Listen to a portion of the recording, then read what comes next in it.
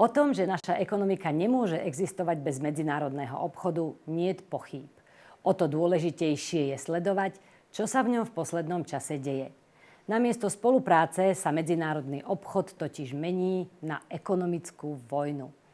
Čo robiť v takom prípade, aby naša ekonomika neskolabovala? Pýtať sa budem Branislava Ondruša, člena výboru pre medzinárodný obchod v Európskom parlamente. Dobrý deň. Dobrý deň. Pán poslanec, takže môžeme hovoriť o kolapse súčasného medzinárodného obchodu? No tak asi kolaps by bolo pritvrdé slovo, pretože ešte stále sa po svete obchoduje, ale rozhodne tie zmeny, ktorým dnes čelíme, znamenajú zásadnú zmenu. A hlavne mali by znamenať zásadnú zmenu prístupu Európskej únie. Rozhodne dnes medzinárodný obchod je spojený s obrovskými problémami, s obrovskými, nazvem to, neistotami, s obrovskými konfliktmi a z tohto hľadiska jednoducho dnes medzinárodný obchod rozhodne nie je, nazval by som to, spoľahlivým pilierom ekonomického rastu.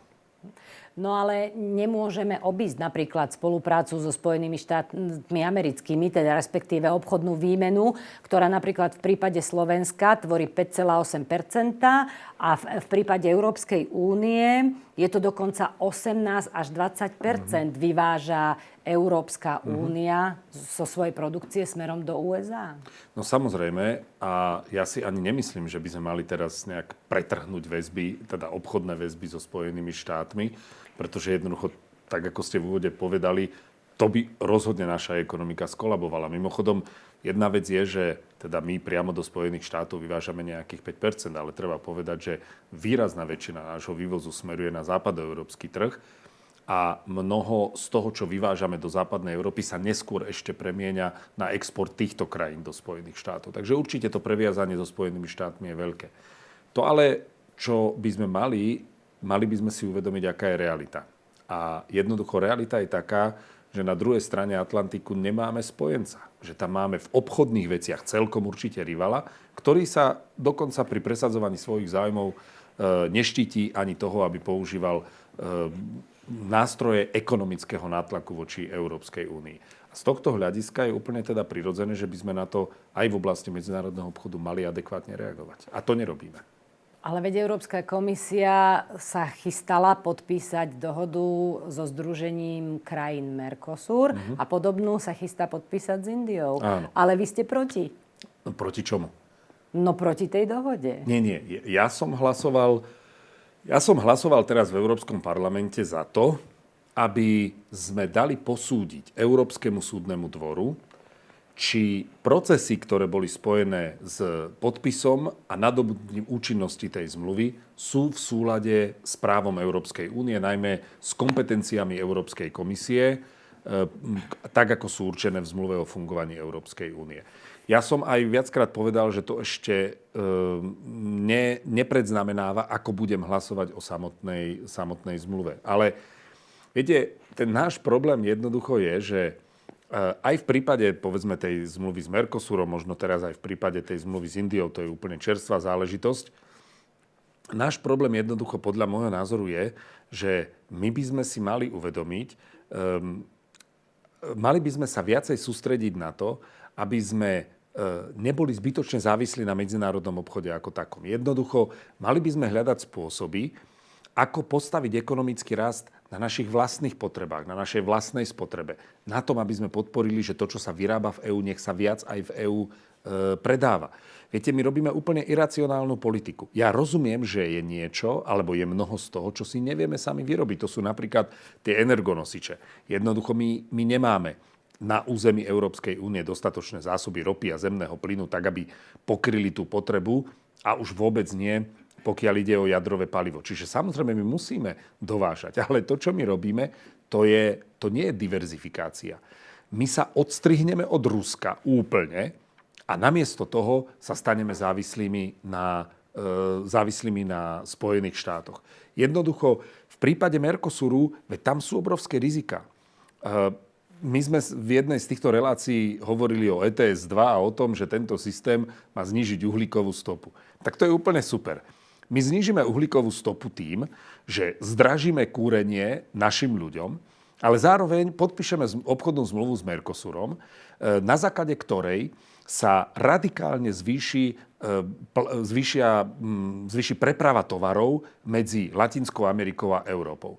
A ja som raz urobil jedno také porovnanie na základe údajov, ktoré poskytujú priamo výrobcovia a zistili sme, že toľko emisí CO2, koľko bežné benzínové alebo naftové auto jazdiace po našich cestách vyprodukuje po prejdení 100 kilometrov, vyprodukuje tanker, ktorý preváža sóju za zhruba 15 sekúnd. Za zhruba 15 sekúnd. Pričom tanker, ktorý preváža soju z Brazílie alebo z Argentíny k nám do Európy, pláva zhruba 14 až 15 dní. Čiže zoberte si, že niekto, kto denne prejde 50 km do práce a 50 km naspäť, vyprodukuje toľko CO2 ako tanker, ktorý k nám priváža soju z Latinskej Ameriky za 15 sekúnd plavby, pričom jedna plavba trvá vyše 2 týždne. Takže tá moja výhrada je, že my vlastne by sme sa mali viac sústrediť na to, aby sme podporili produkciu v Európe a aby sme podporili aj predaj tej produkcie v Európe a stali sa menej závislí na medzinárodnom obchode ako takom. Povedali ste, aby sme podporili predaj tej produkcie v Európe, ale Európa si tiež musí hľadať obchodných partnerov mimo Európy, pretože ako z toho sme vlastne vychádzali. Medzinárodný obchod je sieť partnerov po celom svete a v súčasnom globalizovanom svete to ináč nejde. Po celom svete. Presne tak, ako ste teraz povedali.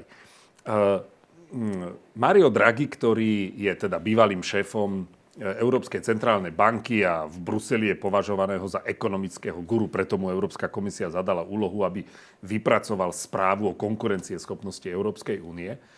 Vo Financial Times koncom minulého roka doslova povedal: ak je Európa nútená robiť sebazničujúce kroky kvôli svojej závislosti na Spojených štátoch, prečo nerobí všetko možné preto, aby sa tejto závislosti zbavila?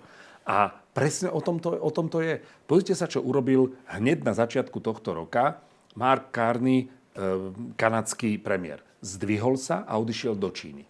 Nie na jeden deň, nie na 2. Strávil tam 3 dní a neurobil si tam diplomatický výlet.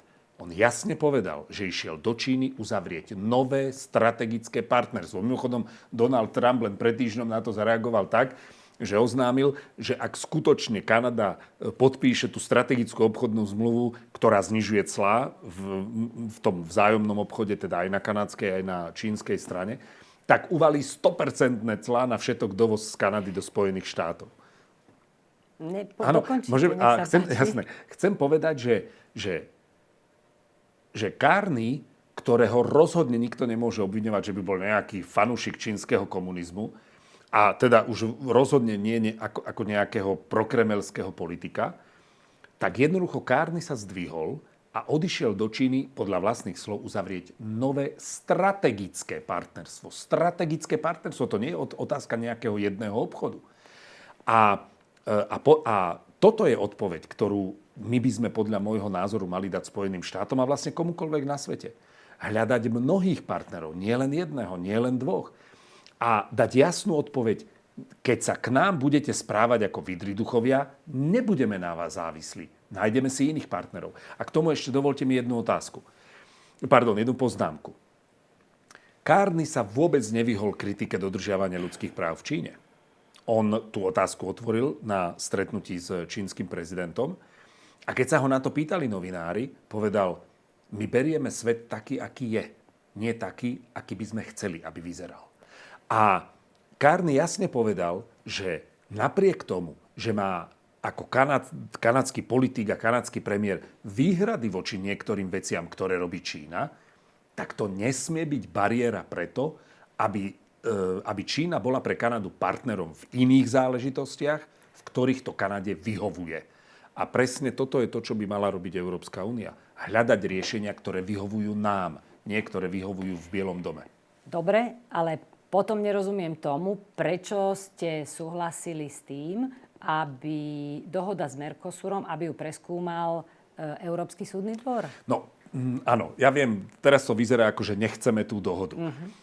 V prvom rade my nechceme dohodu. My, ktorí sme hlasovali za to, aby ju preskúmal ten Európsky súdny dvor, my nechceme dohodu, ktorú o rok alebo o dva môže niekto spochybniť, alebo o rok alebo o dva niekto povie, že tá dohoda vlastne neplatí, pretože bola uzavretá v rozpore s právom Európskej únie.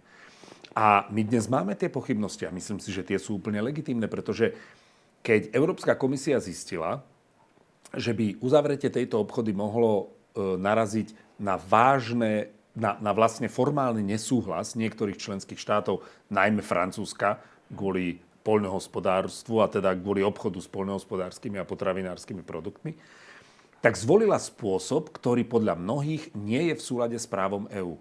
Čiže ja som povedal, ja neviem ešte na 100% dnes povedať, ako budem hlasovať o samotnej zmluve. Ale nechcem, aby tá zmluva bola uzavretá a nadobudla účinnosť v rozpore s európskym právom. To je obrovské riziko do budúcnosti pre každého, kto podľa tej zmluvy bude alebo začne obchodovať. A samozrejme zároveň platí, čo som povedal. Nedovážajme to, čo nemusíme. Dovážajme to, na čo sme odkázaní. Čiže hovorím, že ja si uvedomujem, že musíme dovážať energonosiče. Uvedomujem si, že musíme dovážať niektoré kritické nerastné suroviny. Niektoré vzácne kovy, ktoré tu jednoducho nemáme a potrebujeme ich napríklad v automobilom alebo v elektrotechnickom priemysle. Ale prepáčte, ja si vôbec nemyslím, že musíme z krajín na druhej strane Atlantiku dovážať kurence napríklad, alebo dovážať kukuricu. A osobitne v prípade Mercosuru, ja mám vážne obavy vlastne o kvalitu tých potravín. A poslednú poznámku, viete, ja si uvedomujem, že zmluva s Mercosurom môže pomôcť našim automobilkám pri umiestňovaní ich produkcie na trhu v Latinskej Amerike. Ale prepáčte, ja nemyslím si, že majú takú istú váhu automobily a potraviny, pretože potraviny to je niečo, čo dávame do úst nám a našim deťom. A tam si musíme byť ale teda, že 100% istí, že jednoducho nedávame niečo, čo nie je dostatočne kvalitné alebo dokonca zdravotne nebezpečné. Takáto dohoda hrozila pred niekoľkými rokmi TTIP, ak si pamätáte. Presne tak. A tá sa nakoniec ale neuzatvorila. Áno. Európska únia vlastne odstúpila od jej uzatvorenia, ale v súčasnosti s Mercosurom nevidí v tom problém. Ale spýtam sa inú vec. Hovoríte o tom, že je potrebné zvýšiť predaj európskych výrobkov v Európe a podobne. No dobre, ale to znamená urobiť doslova revolúciu v obchodných vzťahoch, väzbách, v zameraní krajiny, v zameraní na výrobu, čoho sa sústreďuje a podobne. To, čo hovoríte, nie je jednoduchý proces a nie je to ani proces na horizont pár rokov. Jasné, že nie. A ja ani nechcem robiť revolúciu.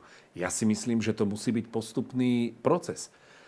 Napríklad v tom procese by sme ako prvý krok mohli urobiť zásadné zmeny v systéme verejného obstarávania a tento systém máme jednotne upravený právom Európskej únie. Európska komisia oznámila, že tento rok predstaví novelizáciu pravidiel verejného obstarávania. Ja napríklad chcem, aby sme do tých nových pravidiel verejného obstarávania otvorene dali uprednostňovanie našich výrobkov. Ja jednoducho si myslím, že na tej celoeurópskej úrovni kupujme európske výrobky a u nás kupujme slovenské výrobky, tak ja si myslím, že toto je správny prístup. A samozrejme, že to nespôsobí okamžitú revolúciu a nemôžeme kupovať ako naše výrobky niečo, čo nevyrábame. To je úplne v poriadku.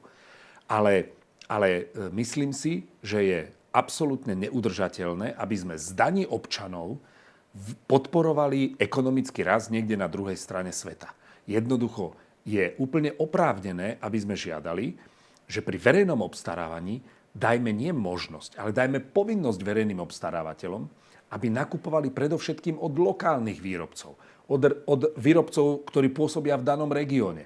Jednoducho podporme produkciu u nás. Lebo máte pravdu, že samozrejme mnohé veci sme aj prestali vyrábať, pretože nás jednoducho vytlačila konkurencia. My dnes nie sme sebestační ani v takých základných veciach, ako sú tradičné odrody ovocia, teda tradičné ovocie ako napríklad jablka, alebo hrušky, alebo slívky. My to všetko dovážame, pretože tu niekto vytlačil našu produkciu z trhu.